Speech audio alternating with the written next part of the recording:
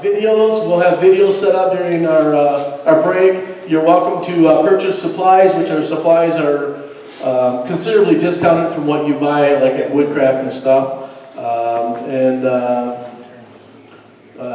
I guess that's the advantages of being a member of this group, and then be able to see us all every month. So, welcome everybody who's new. Let's see. With the new members, who are our mentors? Do we have mentors here today? Let's stand up the mentors in the group. Going through Jeff and Ron, John. We have mentors if you are new, or even if you're a regular member of the group, if you want to work with somebody one-on-one, get all these guys on the break. And I'm a mentor too. We can get with you one-on-one and help you improve your skills, or help you if you have a problem with something. You can get a hold of one of us, and we would love to help advance your turning and help you with any issues you might be having. I know when I was first turning, I had issues and I couldn't figure things out and just thought it was the wood, and there was no way anybody could make this work. When in fact, it was not the wood. And I eventually picked up tips and thought, okay, now I know what I'm doing wrong. So chances are it's not the wood. Chances are there's something that you can do differently. Down the list here, how about, do you want to do a quick treasurer's report, Ken? I don't know what it is. Okay. There's your report. Okay. That's quick. I think we're sitting right around $6,000 in the account. I don't know if the major expenses for festival and stuff have come out of that yet. Okay, but roughly 550. Okay. Ken is our ex-treasurer, but our current treasurer I haven't seen here today, so. He's in Vegas. He's in Vegas. Had a big windfall a month ago. Okay. I have old business here of the Rose engine with George Armstrong. How's that going, George? I've seen you here. Yeah, if you were here last month, you've probably seen the Rose engine demo with George. And we're building one as a club, or as a group, a small group, and George just had the end up. So where are you going to be on the break, George? Wherever you want. Right here. George's going to be standing by the TV on the break. So if you're interested in working on that project with George, walk over here and say, hi, George, I'm interested. Okay? I got a list of the names of people who decided not to last time. Okay. As far as actually getting your going, we can get it going. Okay, George says he's got a list of people who signed up, so he knows who you are. Get over there and say hi on the break, and we'll... Get enough pieces to... Okay. Okay, moving down the list, festival with Ken first, and then festival with Fred. But Ken, what do you have on festival? Here, use the microphone, please. All right, I'll use the microphone. Yes. And I don't have to use my outdoor voice. And you can talk right up to it. Okay. Basically, I do not have the final stuff from festival yet, so to know our times to load or put our booth together on Thursday. What I really need from you right now, though, is we need to get the worksheets filled out, signed up. You have to be a paid member to participate. So I will be checking the list with Steve. So if you've signed up to participate in festival, make sure your dues are paid up. Just a couple other things that we need to get the staffing sheet filled out. We want to make sure that, just lost my train of thought. Okay, so I will have that information for you next week. If there's any questions, I know we had about 2 or 3 people who have not participated in festival before.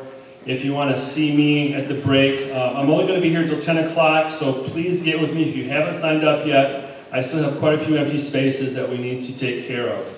The other thing we have is that we are sponsoring the Ron Denbroder Award again this year. We need a couple people to judge that. When will that be ready for judging, approximately? Yeah. Okay. So somewhere, early part of May, 10, 11, somewhere in there, we need a couple people to go down to.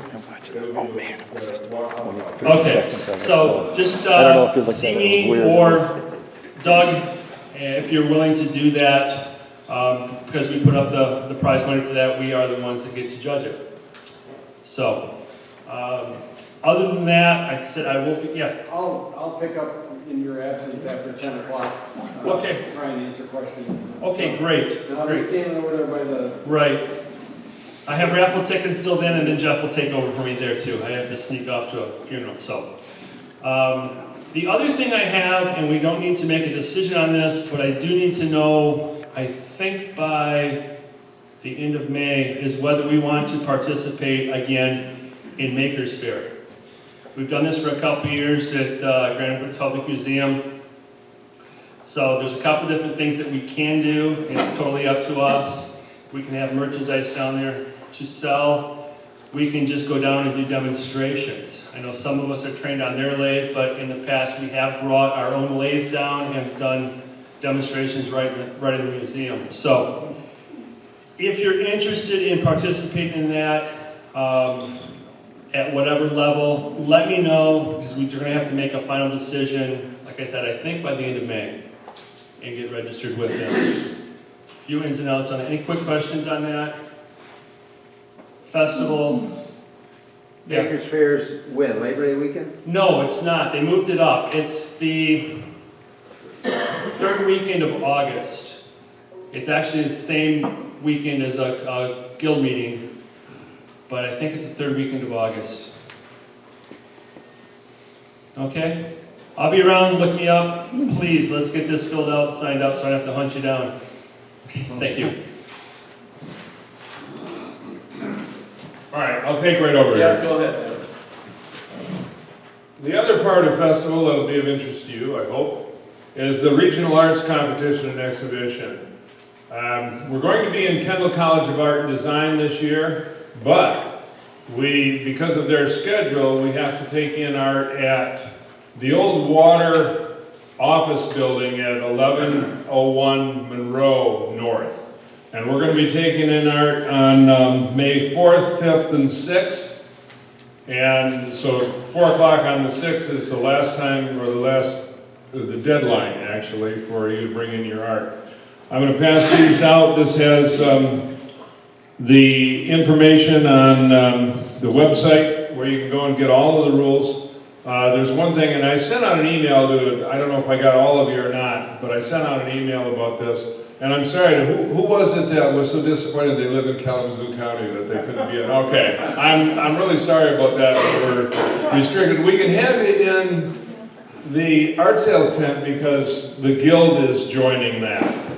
But we can't have you individually in the regional arts competition and exhibition. But as you just heard, as Ken said, we have the Ron Denbroder Award. For those of you that don't know him, he used to enter every year, and it's a great event to be part of. But also thinking of him, he would be very happy to have a lot of you enter works. I would be very happy to have a lot of you enter works. And whoever has to come in and select the award would be happy if there was a lot to choose from. So we've had it before where there have only been a couple, and it would be nice.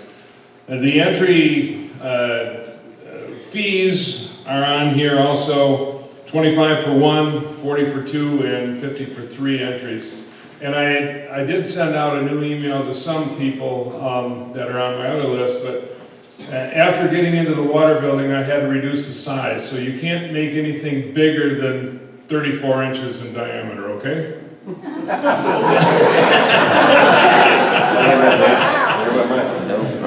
All right, and it can't be over whatever door height is, 84 inches or whatever. So kind of limit yourself, will you? So I'm going to pass these out, and if you have any questions, I'll be around.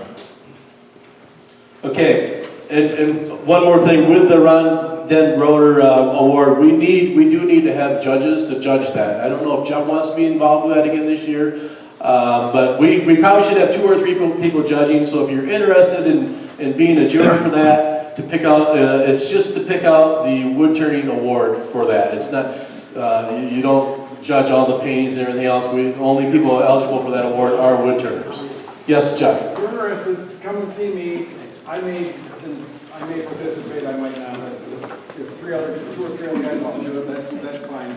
Okay. You can see yourself. Yeah, you can't be someone who's participating, which I plan to participate. No, you can't judge if you get in. With the AAW, they have discontinued the 60 days free, and now they have a 50% off discount for new members only. So if you've never been a member of the AAW, you can get a membership for $30, I believe is what it is.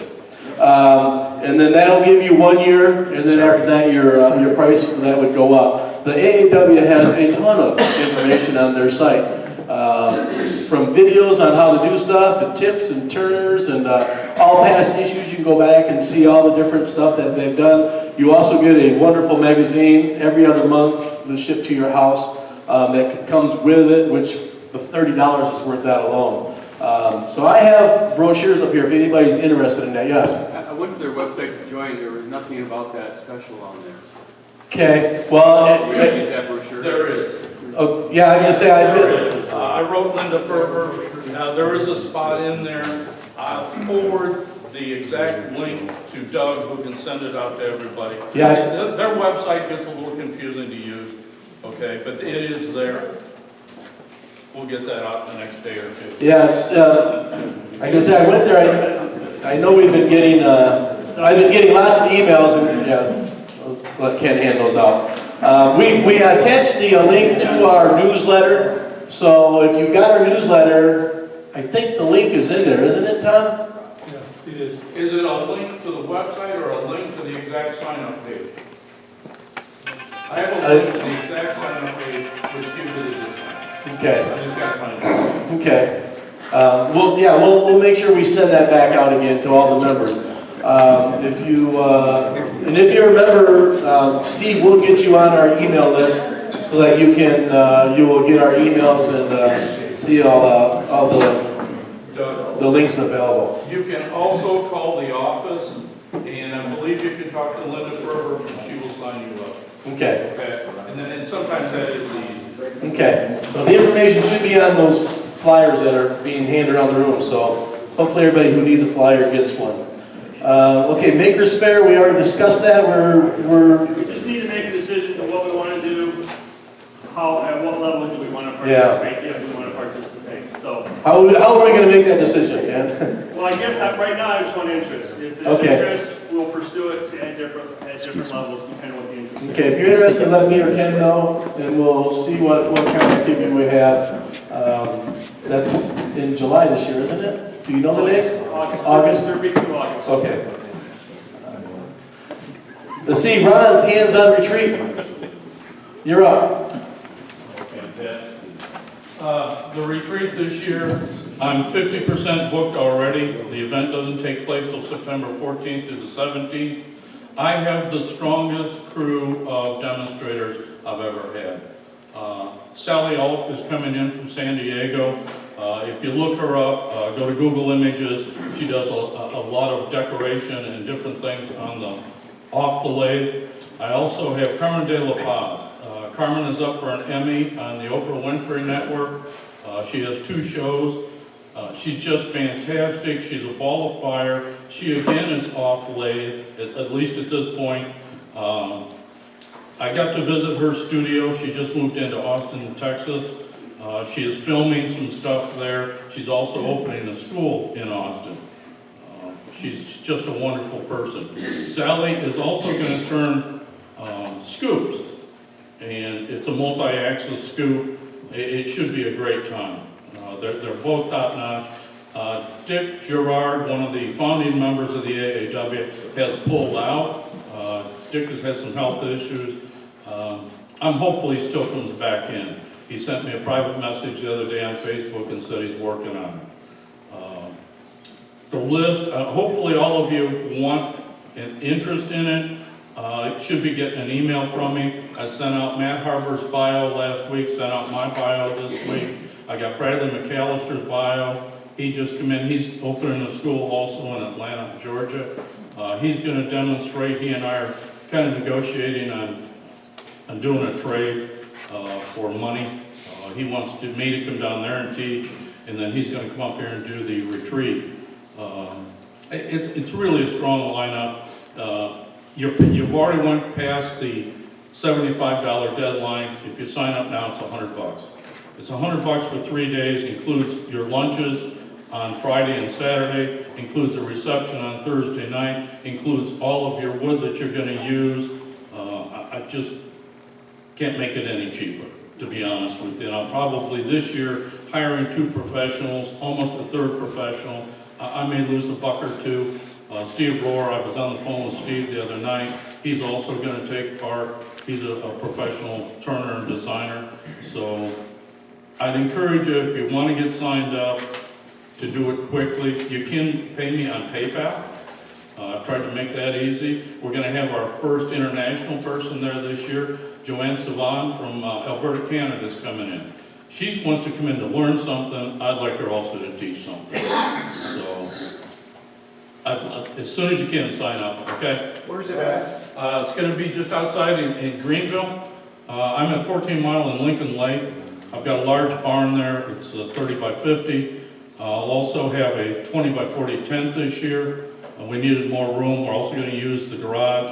We're gonna do the Lichtenberg burning, and then we're gonna also do the marbling, and some of the off-blade stuff we're gonna do in the garage. That's also where the instant gallery is. So I'm gonna have a lot of room this year. There probably won't be as many beginner classes as there were. Most of you are pretty involved in it. We still may do a beginner bowl, but it'll still be intense enough where you're gonna learn something, I promise you. There will be sponsors there. Those of you who took part last year know that Carter sponsors me greatly. They offer the largest discount they've ever offered, and that was 25%, okay? We sold more than they ever thought we would sell. I don't know what they'll offer this year. I know on the new Axe tools, they will not offer a discount. They're in such demand and they're so far behind on deliveries, they can't keep up. But there are going to be other people selling other products. Bradley McAllister's bringing some stuff to sell. Bradley's on the woodworking tour in the United States here. He does 13 shows a year. He's got some special dyes he's using now, some of his sponsors. He's also got some resin stuff that he's gonna bring. I don't know if Alumalite's gonna take part this year or not. They're kind of sitting on the fence. But there'll be other people that are selling products. Any other question? Yeah. Are you gonna need help there like you did last year? Just people come in and help all? Yeah, I'm always looking for some help, especially when it comes time to move from here to my house, okay? There's usually 6 or 8 of us. The more of us there are, the easier it is to do and the faster it is. I'll also need help Thursday during the day. I encourage anybody that's bringing a lathe, and I encourage as many lathes as I can get. I'm rewiring my barn for this event. Bring a lathe, but yet Thursday, if you come and you bring a lathe, hang around for a while, help me unload and position lathes, set up tables, set up chairs. Food is going to be provided this year as it has been in the past. I think we're going to bring in roach coaches. We'll be selling off at trucks. And when I say selling, I believe my sponsor has told me they're going to pick up lunches, Carter Products, okay? So that's a huge relief for my wife and I. We had fixed all the food for these 2 events. So it takes some of the pressure off. But yeah, George, I could use help, buddy. Okay? And there'll be more information as we get closer. I'm trying to get information disseminated to everybody on the email list. I'm trying to get it out once a week to freshen it up and keep you enticed, because there's going to be some really great classes. Any other questions? There'll be a map also on my mailing list. There'll be my PayPal account and the sponsors. Thanks.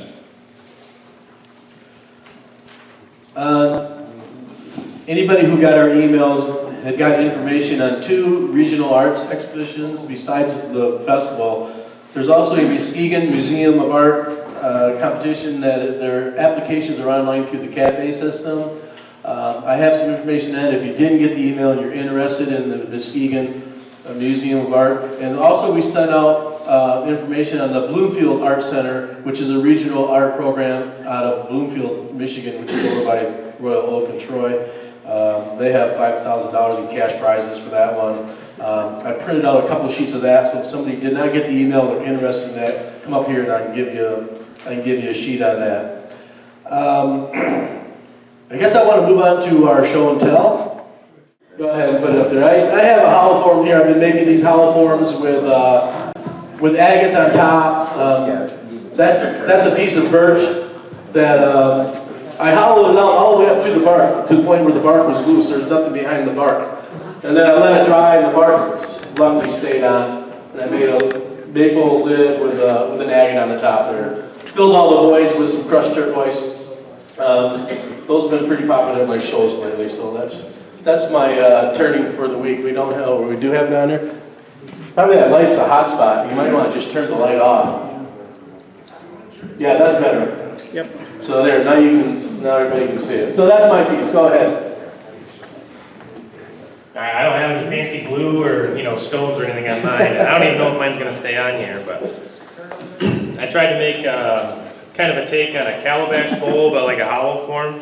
So it was really punky. You can kind of see it here. If you look close, it looks pretty nasty on that side, but it just wasn't solid until I started to put finish on it. So the rim was significantly smaller, so I can admit that. So, but with how unstable it was, it just didn't work out. But that's what I brought. Here's some.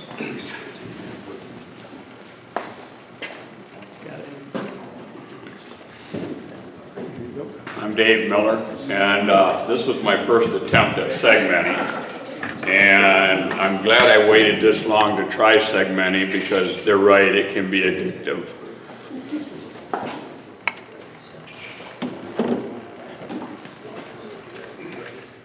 And this was my first attempt at a hollow form. I had a tree in my yard that was getting a little too close to the house and cut it down and saw the grain that it had inside of it, and I thought I had to give this a try. What's the wood? I think it was, it had like the little pussy willows on it when it would just start to bloom, so.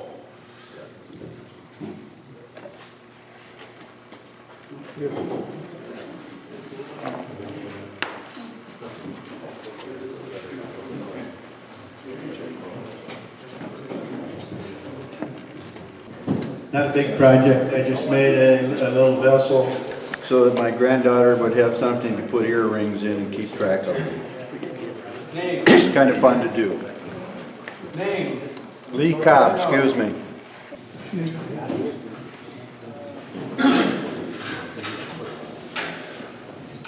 Hi, I'm Jim Jacosh.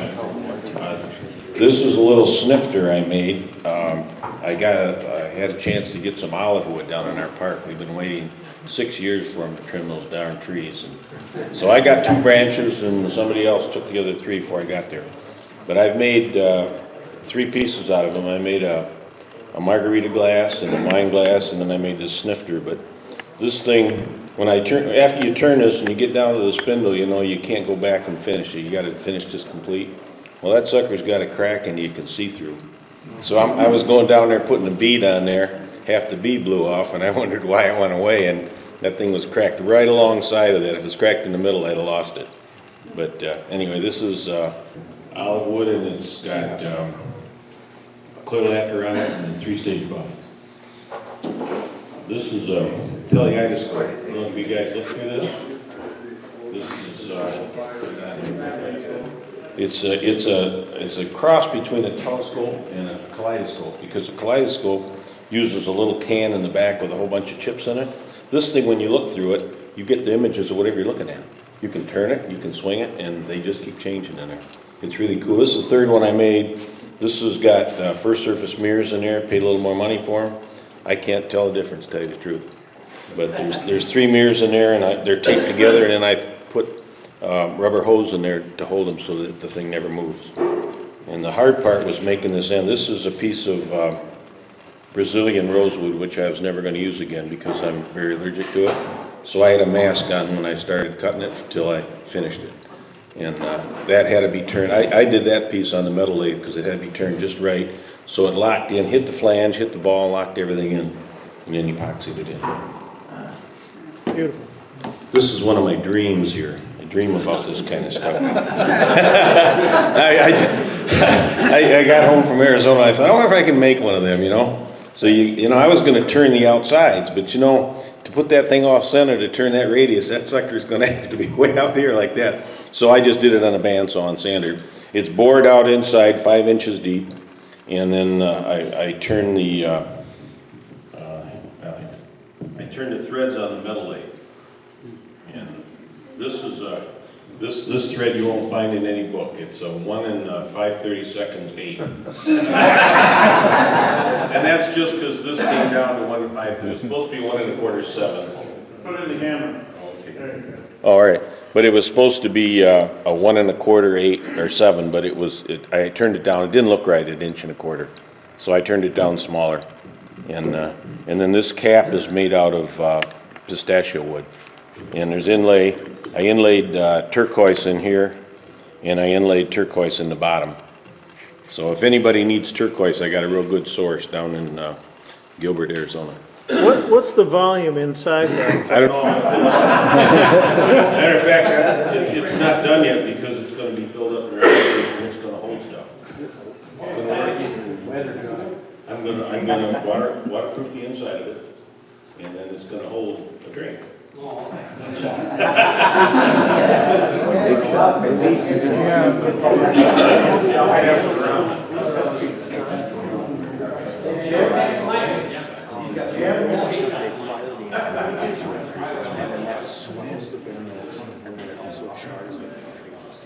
Hi, I'm Ron Dibble. This is kind of a cutoff, a separation from a vase that I made out of sassafras root. The whole thing. A sassafras tree grows a taproot, and so it's really nice to make a vase out of. And actually, excuse me, actually I had the faceplate here, and then so I thought, man, I can make something out of it. So I turned the tenon, and I put it on a chuck and went around, hollowed out that part, flipped it around, cleaned it up, but it didn't stay. It warped so bad that I had to take the foot off. And then I made some legs. Boy, I made some legs out of some copper, and then I dug up some little sassafras saplings, and I found that when they've been cut off or damaged, they make these little kind of balls on them. So then I stuck those on there to kind of clean it up. What did you do to bend your wire? Pardon? What did you do to bend your copper wire? Oh, well, what I did is I chucked a dowel in the lathe, right? And then I kind of marked out where I wanted to kind of turn it, and then I turned it by hand and felt it so I could get them all the same. Yeah, to twist them up. Okay, this is a piece of oak, and it was cut off in a tree where a branch had died. I don't know if that will stay on here. Will it stay? A branch had died, and then of course it grows this collar around them. They all do that, and they get kind of, you can see that gets really beautiful grain after you take the bark off. And there was enough solid that I could put a faceplate on it, so I put a faceplate on it, and then I did it, but it looked kind of ugly with this dead branch here, right? So I laid it out where I could find it, because there's a lot of cracks in it, and I laid it out so I could put feet on it, and I think that really added to it. I don't know if you can see that. And inside it was hollow, so I had to figure out something to do with it. So I took a paper cup and I packed it full of kind of wood shavings, and I glued it, and then I poked it in here and glued it. And then I kind of, cleaned it up, and I put some turquoise in it to make it different. Okay?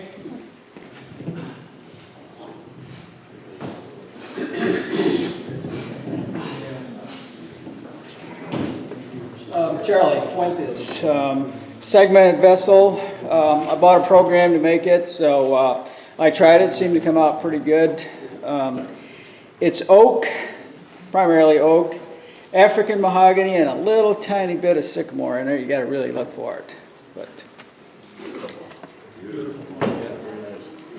this is a white ash, spalted. I cut this tree down 5 or 6 years ago. I threw it in the back 40, and then after I started turning, I brought it into the garage, and surprised it was all spalted. So it turned out to be a pretty nice piece. What's the finish on it? White on poly. I love that stuff. What's the name of the program, Charlie? Pardon me? The name of the program you bought? It's by a guy by the name of Kendall. Kendall? Segmented turning program? Yeah, it was like $40. Yeah, it's pretty cheap. The DVD that we have by him, he shows that program and how to use it. So it'll probably be on that DVD. He's checked it out for this one. I had it last month. Daryl Bell. I was interested in trying the Easy Wood tools, but I'm kind of tightwad, and I looked in the catalog and they were $130 a piece.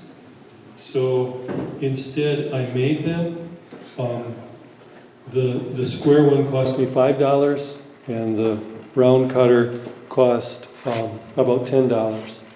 I'm just very pleased to be able to use that kind of tool at that price. The carbides I got online. The square one is used on planers, and so it's quite available, and I think it came out to a little over $3 a piece. The round one, I think was closer to $8 or $10.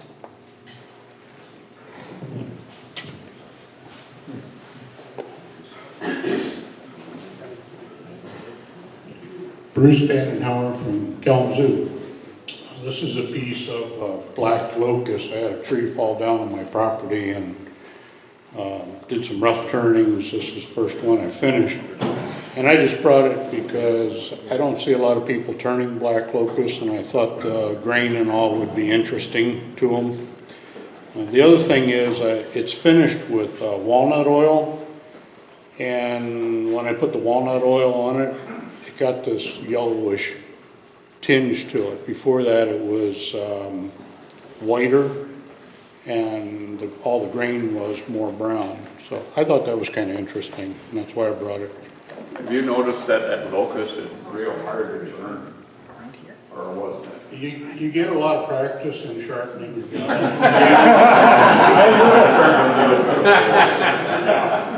But I've got a lot of sassafras and I've got a lot of locust. And to me, the grain is almost identical. But yeah, it's a lot harder wood. When it's green, it turns nice. But once you get it dried out, gouge practice. Yeah. It's hard. Yeah. Hi, I'm Dave Phillips. This is my Suto egg. It's a hickory hollow form. That's it. Yes.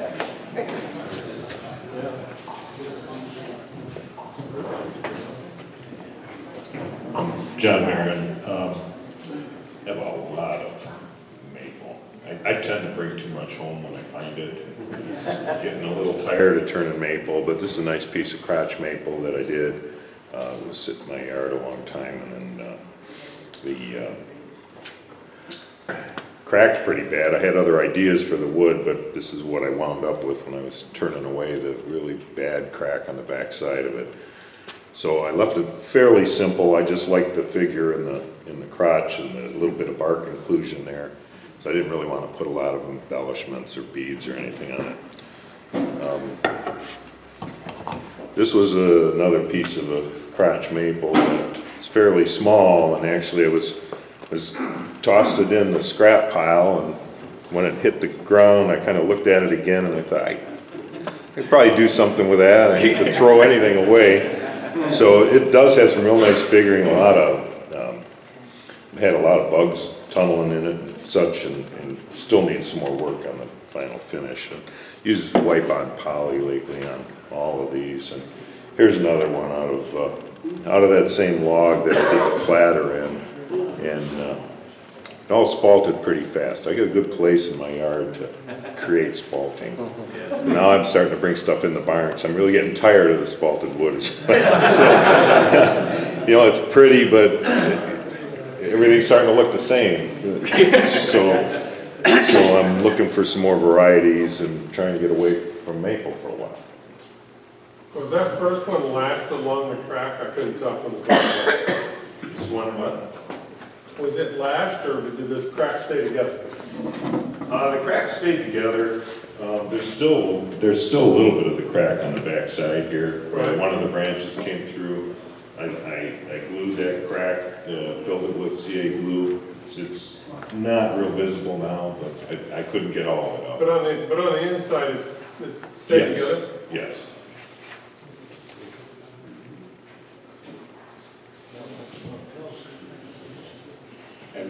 Andrew Richard, just doing a little bit of maintenance out in the backyard around the blueberry bushes. So I got a little piece about that big around, so I thought I'd make a couple of things out of that. This one, I took a picture of it and sent it to my wife, just sitting on a white piece of paper, and she's thinking, big deal, you had another bowl, right? And I sent another picture to it with a quarter next to it. She's a bit impressed by that. Go along with it, one of my little eggs that I made too. Fits on there quite nicely. So we've got a little set going on here. Thank you.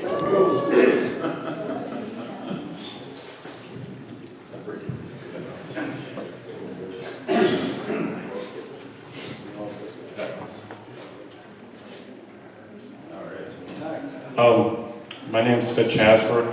It's my fault that Roland Hetland is here.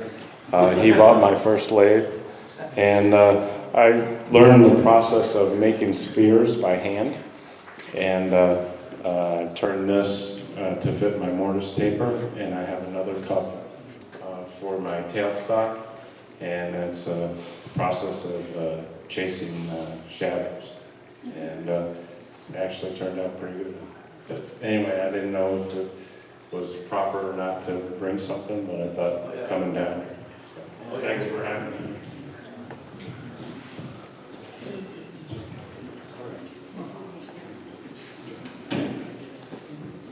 Hi, Lars Larson.